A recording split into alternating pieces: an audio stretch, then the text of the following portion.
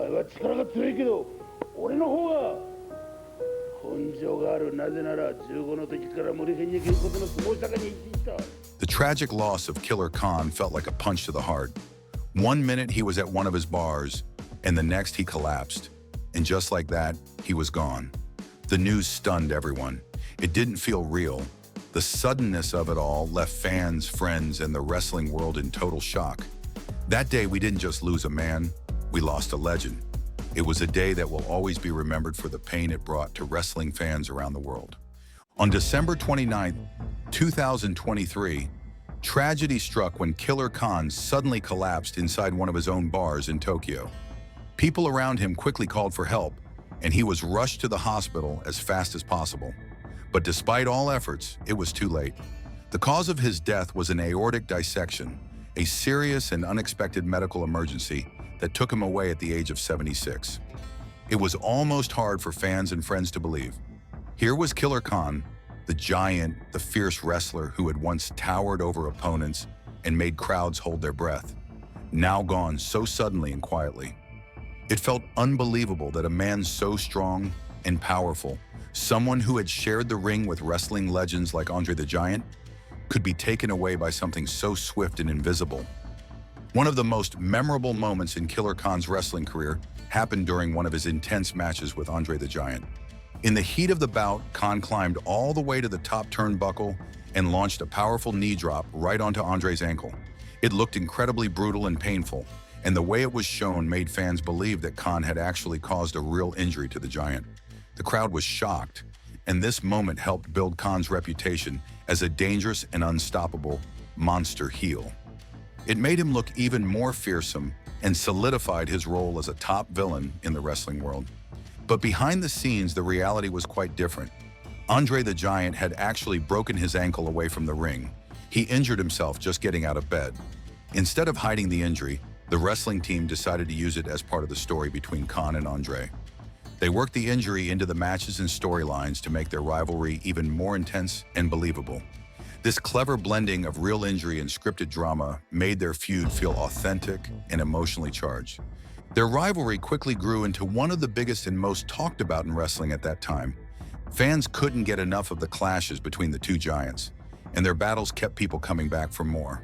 So powerful was their feud that the Wrestling Observer newsletter honored it by naming it the Feud of the Year. This recognition shows just how much Killer Khan was able to captivate the audience and bring excitement to wrestling. He wasn't just a wrestler, he was a performer who knew how to bring drama and intensity that pulled fans in and kept them hooked throughout the story. As the years went on, Khan slowly stepped away from the ring and started a new chapter of his life. He opened a series of Mongolian-themed restaurants in Tokyo where fans could often spot him. But even in his later years, controversy found him. There was one incident that caught a lot of attention and added a complicated chapter to his life story. Back in his hometown, Khan was reportedly involved in a hit-and-run accident. According to the reports, he struck a woman who was riding her bicycle and then left the scene without stopping. The woman was injured, suffering a broken tooth among other injuries, and it took her about a month to fully recover from what had happened.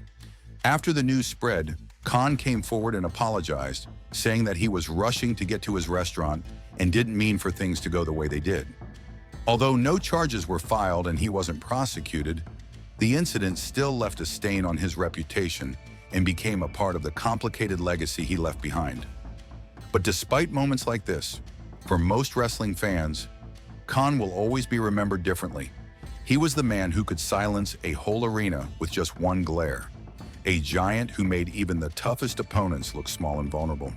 His presence in the ring was powerful, and he created unforgettable moments that fans still talk about years later. No matter what else happened in his life, it's those moments of fear, strength, and drama that truly define Killer Khan's place in wrestling history. And today, that's exactly what we're here to do. Take a look back at his career and remember all the greatness he brought to the world of wrestling. Before he was ever known as Killer Khan, the terrifying Mongolian monster of the wrestling world, Masashi Ozawa lived a very different life. Long before the bright lights and roaring crowds of professional wrestling, he was deep in the world of sumo. Starting in 1963, Ozawa trained with the prestigious Kasugano stable. He wasn't just some beginner either. He worked his way up the ranks and eventually reached the rank of Makashita 40, which is no small feat in the sumo world. Back then, he went by the name Koshinishiki, and even though he wouldn't reach the highest levels of sumo, his strength, discipline, and toughness were already obvious. By 1970, his sumo career had run its course, but Ozawa wasn't done with combat sports.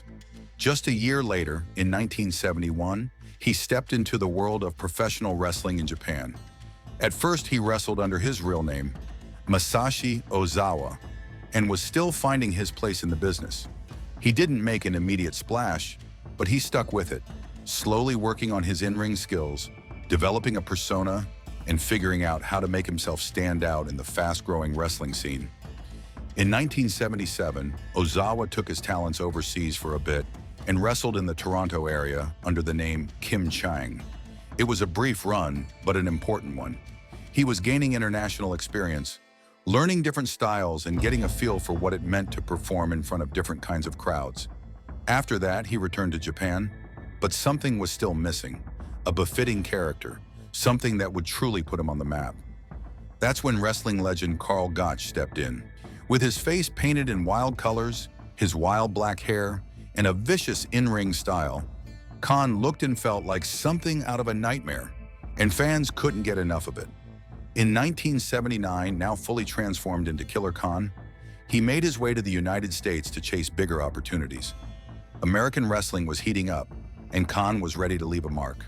The following year, in 1980, he had his first major moment in the U.S. wrestling scene, a tag team match in Georgia Championship Wrestling that saw him square off against none other than André the Giant. That would be the beginning of one of the most talked about rivalries in wrestling history.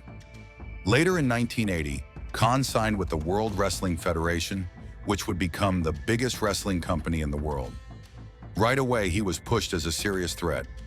He wasn't there to joke around or be a mid-card act.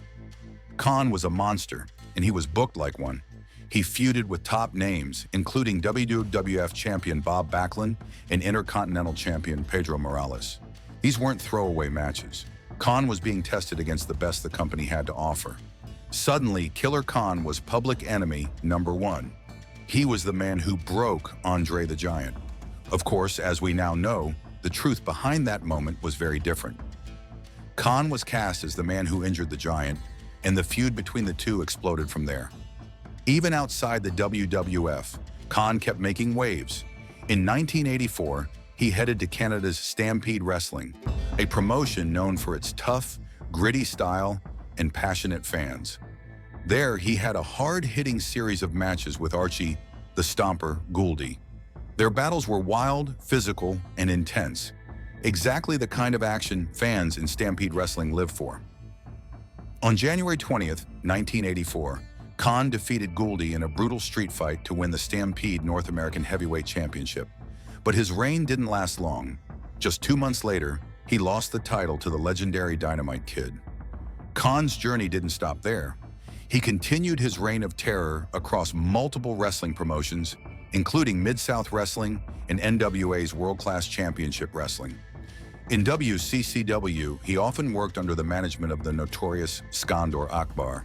The two made a fearsome pair, and Khan's reputation as a monster heel only grew. At one point, he even teamed up with the infamous Freebirds. He taught Terry Gordy the feared Oriental Spike move, a painful submission technique, and later, in true wrestling fashion, turned on him after being paid off by Akbar. It was these twists and betrayals that kept Khan's character so compelling. Then in 1987, Khan made a brief return to the WWF, this time under the guidance of manager Mr. Fuji. It was a short run, but he still made an impact.